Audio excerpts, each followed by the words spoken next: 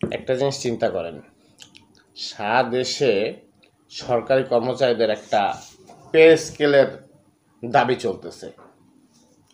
আর এই সময় এসে পে স্কেলের দাবির সাথে একত্রতা প্রকাশ না করে শিক্ষকরা, লোভী শিক্ষকরা শুধুমাত্র তাদের জন্য 13 গ্রেড থেকে 10ম গ্রেডের দাবি নিয়ে পড়ছে।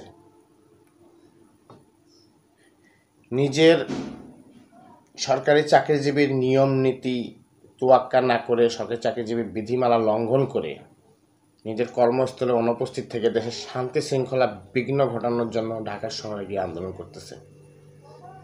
এটা একটা সরকারি চাকরিজীবীর সাথে যায় না, শুধুমাত্র তাদের স্বার্থে 13তম গ্রেড থেকে তাদের 10ম গ্রেড চাই। এটা কি ভাই, মামুরবাড়ি আবদার? আপনি সরকারি চাকরিজীবীদের সাথে একতা প্রকাশ করে পে স্কেল, 9ম পে স্কেল দাবি করেন।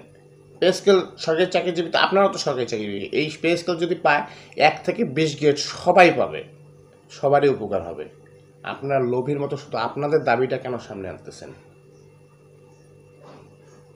আপনারা যে 13তম গ্রেড থেকে 10ম গ্রেড চাইতেছেন, আমি যদি বলি গার্মেন্টস কর্মীদের 8ম গ্রেড দিতে হবে, এটা কি ভুল হবে?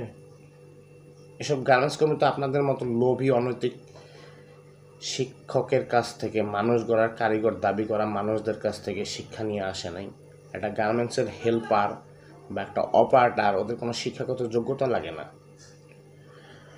ওদের শুধুমাত্র অভিজ্ঞতা আর টেকনিক্যালি দক্ষতা দিয়ে ওদের চাকরি হয়। এখন অনেকে বলতে পারেন যে শিক্ষক আগে না গার্মেন্টস আগে, গার্মেন্টস কর্মীরা আগে। ওই যে বললাম, ওদের তো শিক্ষাগত যোগ্যতা লাগে না।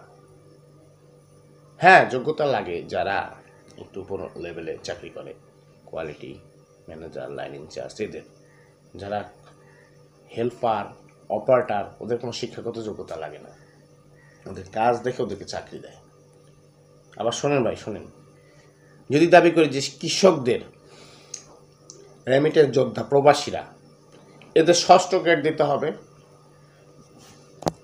এরাও কিন্তু কোনো শিক্ষকের কাছ থেকে শিক্ষা নেয়নি। একটা কৃষক শিক্ষা কেউ নিলে নিছে, না নিলে নেয়নি। ম্যাক্সিমামই শিক্ষা নেয়নি পূর্বের কৃষকরা। এরা ফসল ফলিয়ে, রেমিটেন্স পাঠায় দেশের অর্থনৈতিক চালিকা শক্তি সচল রেখেছে। আপনারা কি করছেন? কৃষক যদি খাবার না ফলাইতো, সমস্ত খাবার যদি বিদেশ থেকে আমদানি করা লাগতো, আপনাদের তো না খেয়ে থাকা লাগতো। দেশের সমস্ত রিজার্ভ খাবার আমদানিতে ব্যয় হতো, তখন আপনাদের বেতন আর পাওয়া লাগতো না। একটা চাকরি পেয়েছেন, না পোষালে চলে যান, অন্য পেশায় যান। সরকারি চাকরিজীবী হয়ে এইসব নাটক, ঢং, হাঙ্গামা কেন? এগুলো কি যায় চাকরিজীবীর সাথে? বাদ দেন, এগুলো বাদ দিয়ে জাতির কাছে ক্ষমা চান। ক্ষমা চাই, নিজ ক্লাসে মনোযোগ দিয়ে পড়াশোনা করান। আপনারা যেটা পাচ্ছেন ঢের, যথেষ্ট। আপনাদের চাইতে ওইসব প্রবাসী যোদ্ধা, রেমিটেন্স যোদ্ধারা, কৃষকরা, গার্মেন্টস কর্মীরা, শ্রমিকরা অনেক বেশি সম্মানের। দেশ চালানোতে ওদের ভূমিকা অসীম, স্যালুট করেন তাদের।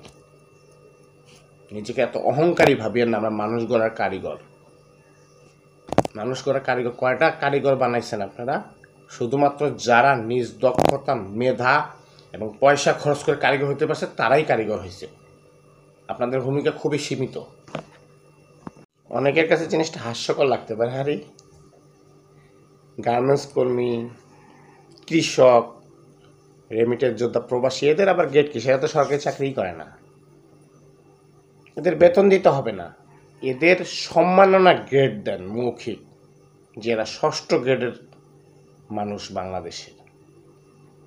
এদের চাকরির বেতন দিতে হবে না, এদের সম্মানটুকু দেন। এই সম্মানটুকু ওদের প্রয়োজন, আপনাদের নাই। আপনারা যা আছেন সেখানেই থাকুন।